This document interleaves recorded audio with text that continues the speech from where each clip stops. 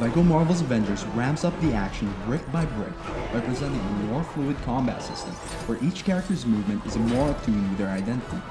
The game also has a new team-up aspect in place that admittedly is nothing more than added flash, but is quite a fit for an Avengers game. Every level is designed with the same LEGO formula we've seen for years, with the addition of hubs to free roam, collectibles to uncover, and an abundance of tasks to do. As typical in its predecessors, LEGO Marvel's Avengers plays out by putting you in one area where you're free to break stuff and build them into things that would help you progress. Along the way, you're expected to mash buttons to smash an insane amount of goons trying to get in your way. This time though, as you beat up goons, there's a meter around your character's icon that fills up and lets you do a special attack or a team-up attack that's sure to clear the space around you. This time around, goons can noticeably withstand more hits, and special attacks can save you from being cornered. Special and team-up attacks can feel good once executed, but can get repetitive fast. The LEGO puzzles and battles in every level are unashamedly simple, and it's in this way that LEGO Marvel's Avengers makes itself inviting. You don't have to overthink while you're foiling Loki's plans of world domination or when you're pursuing the Winter Soldier. You're free to build things, beat up bad guys, patrol the city or farm, and potentially recruit your favorite Marvel character. Thanks for the help. Take this for the trouble.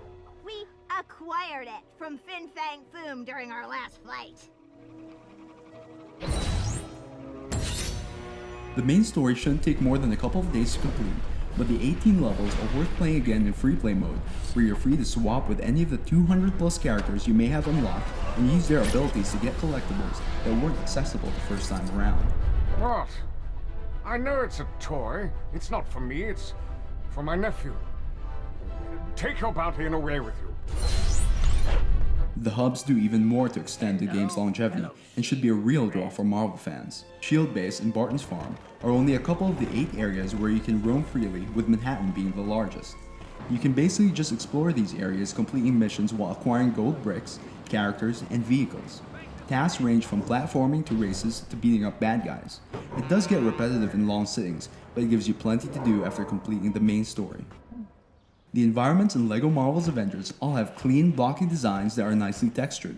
Areas are made to fit with both Avengers films, both Captain America films, Thor: The Dark World, and Iron Man 3.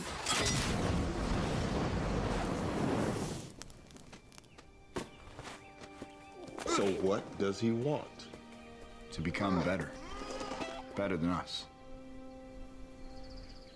They need to evolve. Has anyone been in contact with Helen Cho? A lot of the character voiceovers come straight from the films, and it adds a strong effect recreating some scenes. Even lesser known characters such as Kamala Khan are voiced, and her lines fit accordingly with her identity in the recent comics. Not all voiceovers, however, are of good quality. Sometimes delivery can be a bit too soft, which does take away from the action. The music in the game sounds great, with the ability to spark thrill or soothe senses, which is a nice surprise.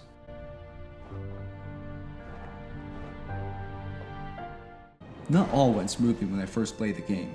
There were frame rate drops and an environmental glitch, though I stopped noticing such issues after the first mission. Characters do get stuck in tight spaces, but it's quickly resolved by switching out. Minor issues such as these weren't enough to hamper the overall experience. LEGO Marvel's Avengers doesn't break new ground. Rather, as simplistic and repetitive as it is, the new title strengthens the established formula of LEGO games with more involved fighting, open areas, and lore from Marvel's past and present that's sure to excite fans.